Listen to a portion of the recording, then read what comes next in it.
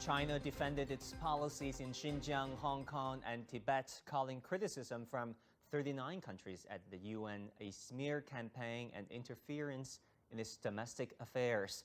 Why has the issue sparked such controversy again? What geopolitical factors are at play? And extreme poverty will rise this year for the first time in over 20 years, says the World Bank, due to coronavirus. What can be done to reverse the setback? Welcome to The Point. Coming to you from Beijing, I'm Wang Guan, sitting in for Liu Xin.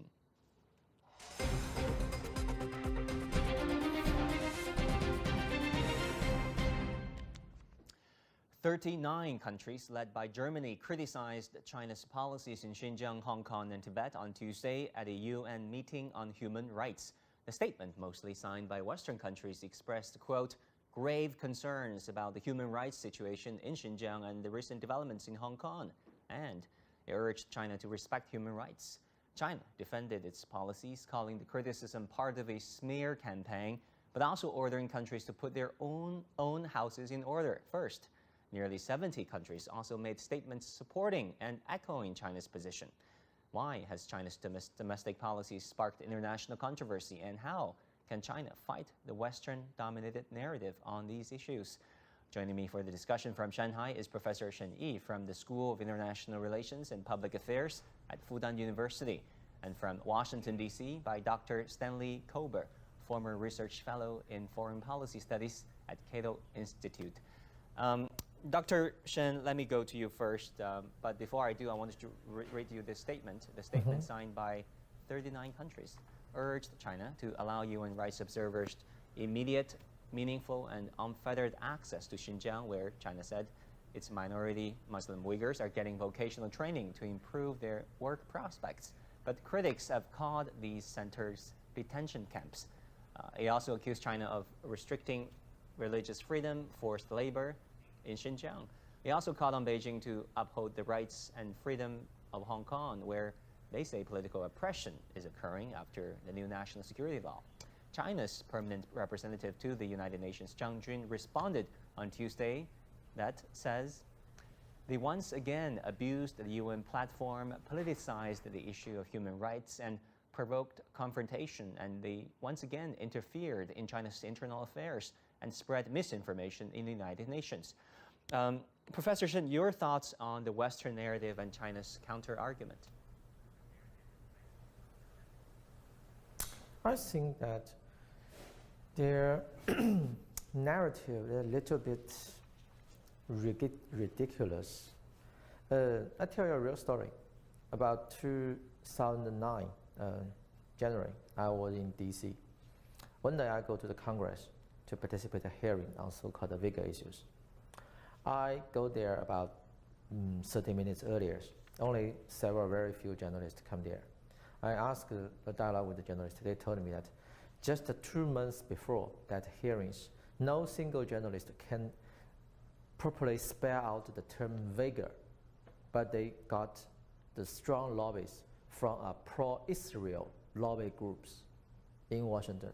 And then they got money, funding, training, and those manipulated information and the knowledge what happened in Xinjiang. That's all the stories. And such kind of stereotyped narratives based on very fixed misinformation, manipulate the pieces of information to fulfill some very special detailed either ideological requirement or domestic political requirement. They do not really concern the human right. They even don't have enough capacity to care about their own people's life domestically, but go to China to serve as kind of human rights instructors. So I think that's the reason why China launched quite a tough counterback on these issues. Very interesting perspective there. Dr. Kober, why do you think there's such a disconnect when it comes to the Western narratives and China's own, counter-narratives? The disconnect is reminiscent of the Cold War. Then we spoke about moral clarity. We emphasized the human rights issues. But the moral clarity wasn't just criticisms. I was a student in the Soviet Union when the Helsinki Final Act was signed. We were able to have some negotiations, some discussions with the Soviet Union, reach an agreement, this was an all-European, basically, agreement, which created the Organization for Security and Cooperation in Europe. We don't have anything similar like that now. And what I would like to see, ideally, drawing from that experience, maybe we could have a similar dialogue now, because that was very effective by the late 1980s in reconciling the United States and the Soviet Union. There are different interpretations of human rights. We do have the Universal Declaration. We have the Helsinki Final Act. Maybe we could have a similar negotiation organization for Security and Cooperation in Asia. If we could do that during the Cold War with the Soviet Union, I would hope we could be able to do something like that now. Right. This year's proposal statement was initiated by Germany. At last year's UN event, the UK actually spearheaded a similar statement. So my next question to both of you is, why do you think Germany led this round of accusation against China? Dr. Shen. I'm not sure what Germany's real intention, but generally speaking, sometimes Germany in the European Union to have strong domestic political requirement on these ideological issues to prove their special values and their special positions in today's global international systems in the background that the relatively unstoppable decline of their real power and capacities in the world. On the other side, maybe it's kind of important movement they providing to fix the cross-Atlantic relationship destroyed by Trump administrations because of these stupid, isolated, hegemonic policies. The German has been pushed away, and they want to use these highly ideological discriminations to blame China, such kind of blame games to fix their own friendship.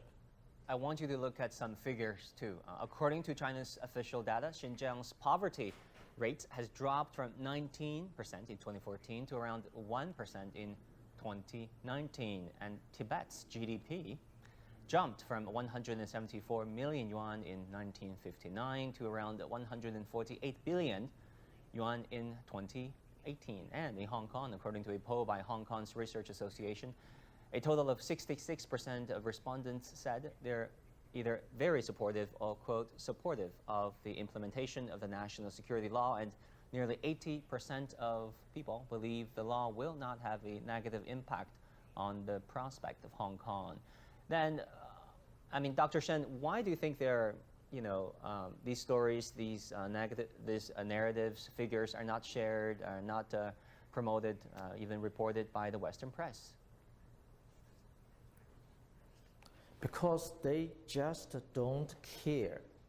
What they really care is to find a reason and find a story to blame China.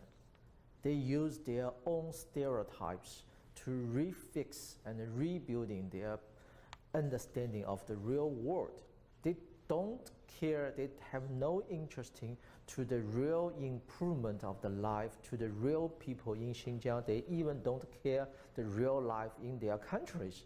They only care their game, or the narrative game of the story of human rights. They try to use these terms, they speak these terms speak this term very loudly, and then they can put a finger toward you by speaking of these terms, and then they can get success. That's what they need. They don't really care the real development. They don't care the real lives in Xinjiang.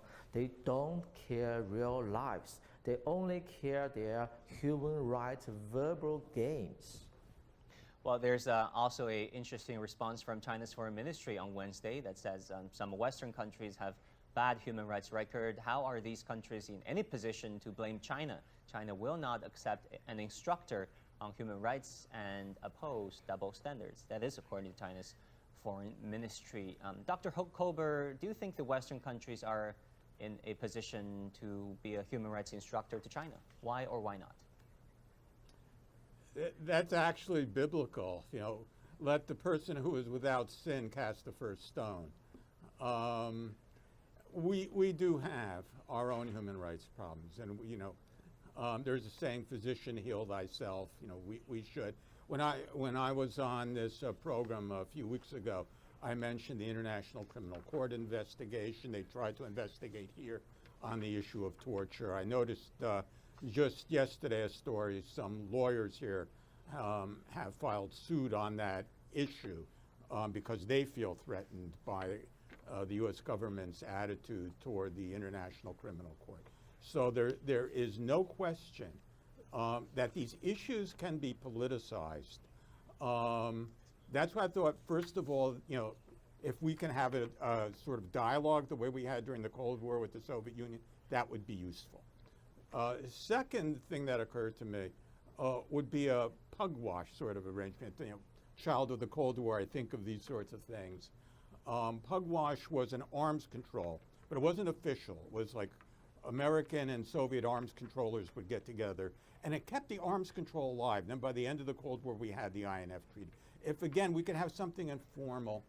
I'm impressed by the number of Chinese students in our law schools. Whether that will continue now, given the relationship, I don't know. But that gives us a basis we didn't even have during the Cold War for addressing these issues, even on an informal basis, that I would hope could be a good foundation for some future discussion that would be more fruitful. Sure, those are truly complicated issues. Professor Shen, nearly 70 countries actually made statements at the UN General Assembly supporting China's position on Xinjiang and Hong Kong.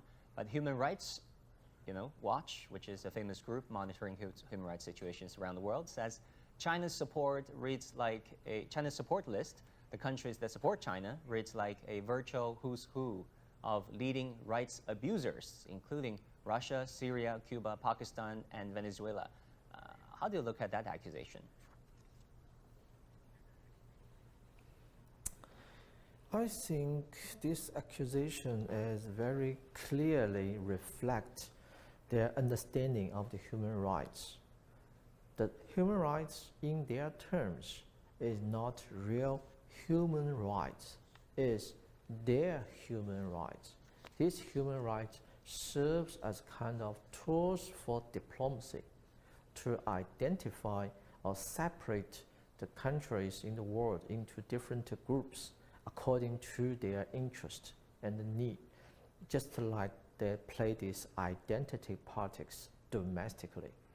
They use these human rights and they want to monopolize the standard to judge the human rights, and they want to use these human rights to advance their national interest grouply.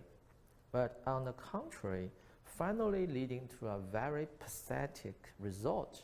If you research these two groups, you will find those countries who want to blame China, even though they are well-developed and high human rights countries, they contribute the most part of the COVID-19 pandemic confirmed case and death case in the world. A little pathetic and ironic, ridiculous result. All right, I want to thank you both for your perspectives. Professor Shen Yi from the School of International Relations at Fudan University, and also Dr. Stanley Kober, former research fellow at Cato Institute. Thank you both.